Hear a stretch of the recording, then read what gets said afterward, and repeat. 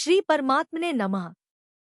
गीता का सार अध्याय 10 श्लोक 31 पवन आदि विभूतियों का कथन। गीता केवल एक ग्रंथ नहीं बल्कि जीवन को समझने की कुंजी है। आज के श्लोक में हम जानेंगे उन दिव्य तत्वों को जो हमारे जीवन को स्थिर, शक्तिशाली और आध्यात्मिक बनाते हैं। जय श्री कृष्ण।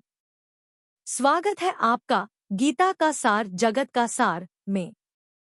भारतीय जीवन दर्शन की दृष्टि से किसी भी ग्रंथ की वास्तविक उपयोगिता इस बात पर निर्भर करती है कि वह मानव को उसके परम लक्ष्य तक पहुंचाने में कितनी सहायक सिद्ध होती है। इस कसौटी पर अगर कोई ग्रंथ सर्वाधिक खरा उतरता है तो वह है श्रीमद्भगवद्गीता।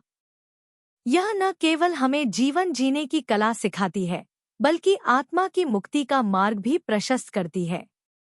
अब रुकिए, एक सवाल है आपसे। क्या आप सच में इस दिव्य ज्ञान को अधूरा छोड़ना चाहेंगे? थोड़ा सोचिए। जब किसी को स्वयं प्रभु की वाणी सुनने का अवसर मिलता है तो क्या वह अवसर यूं ही जाने देना चाहिए? अगर आप अब तक हमें सुन रहे हैं तो समझ लीजिए, यह कोई संयोग नहीं बल्कि प्रभु की विशेष कृपा है। आपके कानों तक जो शब्द पहुंच रहे हैं वो सिर्फ आवाज नहीं, वो उस परम चेतना का संदेश है जो आपको जगाने आई है। हम तो बस माध्यम हैं, असली संदेशवाहक तो स्वयं भगवान श्री कृष्ण हैं। तो बोलिए, क्या आप इस अमूल्य अवसर को अधूरा छोड़ देंगे या हमारे साथ अंत तक इस यात्रा में जुड़ेंगे? वीडियो को अंत तक देखें क्योंकि आखिर में मिलेगा एक सवाल और सही उत्तर पर रिवॉर्ड। लाइक करें, शेयर करें और सब्सक्राइब जरूर करें। हम सब मिलकर प्रभु के संदेश को जनवरी से जनवरी तक पहुंचाएं। इस वीडियो के अंत में एक प्रश्न पूछा जाएगा, इसलिए पूरा वीडियो ध्यान से देखें और अंत में पूछे गए प्रश्न का उत्तर अवश्य दें। पिछले श्लोक में श्री कृष्ण ने कहा था, दैत्यों में प्रहलाद हूँ, काल में काल हूँ, पशुओं में सिंह और पक्षियों में गरुड़। इनसे हमें भक्ति, समय की अहमियत, नेतृत्व और सेवा की प्रेरणा मिली। आज का श्लोक अध्याय 10 श्लोक 31 सप्तसागराणामस्मि समुद्रः मुनीना भृगुर्ः यज्ञाना जप्यज्ञोऽस्मि स्थावराणा हिमालय। भावार्थ, भगवान श्री कृष्ण कहते हैं, जलाशयों में मैं समुद्र हूँ, मुनियों में मैं भृगु हूँ, यज्ञों में जप यज्ञ हूँ और स्थिर स्थानों में मैं हिमालय हूँ। श्री हरि बोलो ग्रंथराज श्रीमद्भगवद्गीता जी की जय। गीता सुगीता कर्तव्या किमन्यः शास्त्र विस्तरया या स्वयं पद्मनाभस्य मुख पद्माद्विनीयः श्रिता। अथ ध्यानम् शांताकारं भुजग शयनं पद्मनाभं सुरेशं विश्व आधारं गगन सदृशं मेघवर्णं शुभांगम। लक्ष्मीकांत कमल नयन योगिभिः ध्यान गम्यं वंदे विष्णु भव भयहरं सर्व लोकैकनाथम्। यं ब्रह्मा वरुणेन्द्र रुद्रमृतः स्तुन्वन्ति दिव्यैः स्तवैर्वेदैः सांग पद क्रमोपनिषदे गायन्ति यं सामगाः। ध्यान अवस्थित तद्गतेन मनसा पश्यन्ति यं योगिनो यस्यान्तं न विदुः सुर असुरगणा देवाय तस्मै नमः। वसुदेव सुतं देव कंस चाणूरमर्दनम् देवकी परमानंदम कृष्ण वंदे जगद्गुरुम्। पवन आदि विभूतियों का कथन। श्लोक 31 पवनः पवतामस्मे रामः शस्त्रभृतामहम् झषाणा मकरश्चास्मे स्रोतसामस्मी जाह्नवी। उच्चारण की विधि। पवनः पवताम अस्मि रामः शस्त्रभृताम अहम झषाणाम मकरः च अस्मि स्रोतसाम अस्मि जाह्नवी। 31 शब्दार्थ। अहम अर्थात मैं, पवताम अर्थात पवित्र करने वालों में, पवनः अर्थात वायु और शस्त्रभृताम अर्थात शस्त्रधारियों में, राम अर्थात श्रीराम, अस्मि अर्थात हूँ तथा झषाणाम अर्थात मछलियों में, मकरः अर्थात मगर, अस्मि अर्थात हूँ, च अर्थात और, स्रोतसाम अर्थात नदियों में, जाह्नवी अर्थात श्री भागीरथी गंगाजी, अस्मि अर्थात हूँ। अर्थ, मैं पवित्र करने वालों में वायु और शस्त्रधारियों में श्रीराम हूँ तथा मछलियों में मगर हूँ और नदियों में श्री भागीरथी गंगाजी हूँ। 31 व्याख्या पुनः पवतामस्मि, वायु से ही सब चीजें पवित्र होती हैं। वायु से ही निरोगता आती है। अतः भगवान ने पवित्र करने वालों में वायु को अपनी विभूति बताया है। रामः शस्त्रभृतामहम्, ऐसे तो राम अवतार हैं, साक्षात भगवान हैं, पर जहां शस्त्रधारियों की गणना होती है उन सब में राम श्रेष्ठ हैं। इसलिए भगवान ने राम को अपनी विभूति बताया है। झषाणा मकरश्चास्मि, जल जंतुओं में मगर सबसे बलवान है।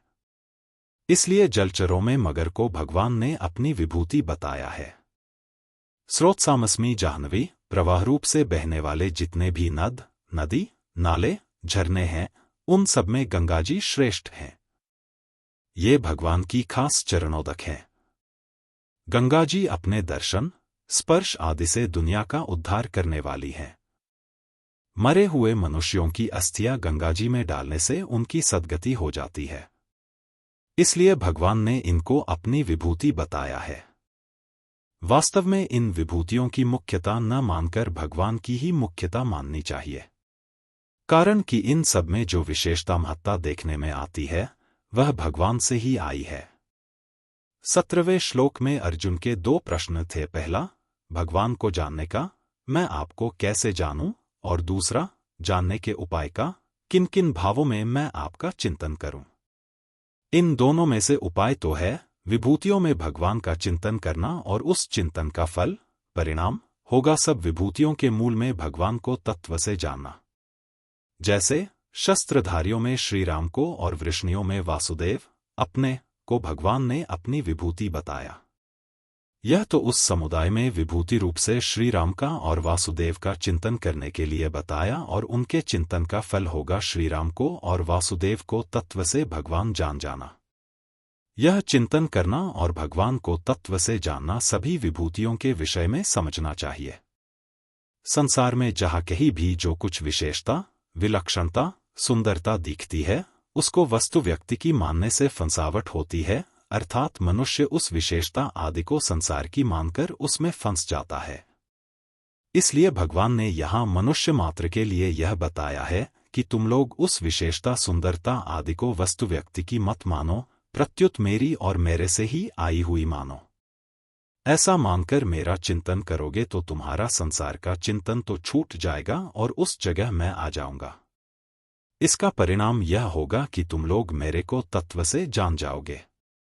मेरे को तत्व से जानने पर मेरे में तुम्हारी दृढ़ भक्ति हो जाएगी। गीता, इसी अध्याय का 7वां श्लोक। आज की जीवन समस्या और समाधान। जीवन की समस्या।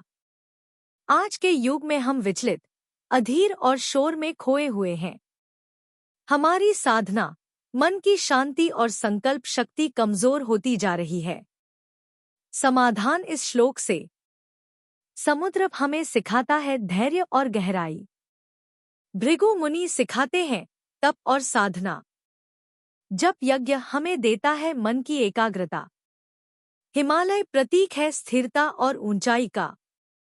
यदि हम जीवन में इन 4 सिद्धांतों को अपनाएं तो हम भी दिव्यता को अनुभव कर सकते हैं। आज के शॉर्ट्स में पूछे गए सवाल था प्रश्न, भगवान श्री कृष्ण ने नदियों में किसे अपनी विभूति बताया है? विकल्प अ यमुना, बी सरस्वती, सी गोदावरी, डी गंगा जाह्नवी।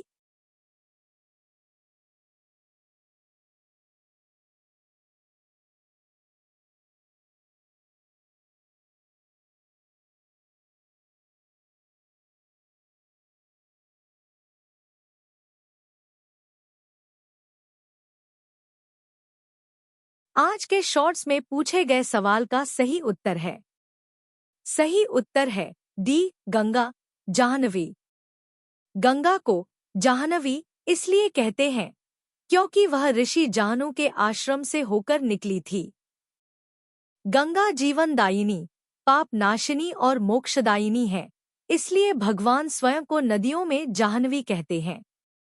कल जानिए ज्ञानों में आत्मज्ञान, तर्क में वाद और अक्षरों में क्यों है भगवान की विभूतियाँ? यह ज्ञान आपके अंदर की शक्ति को जागृत करेगा। कल जरूर जुड़े।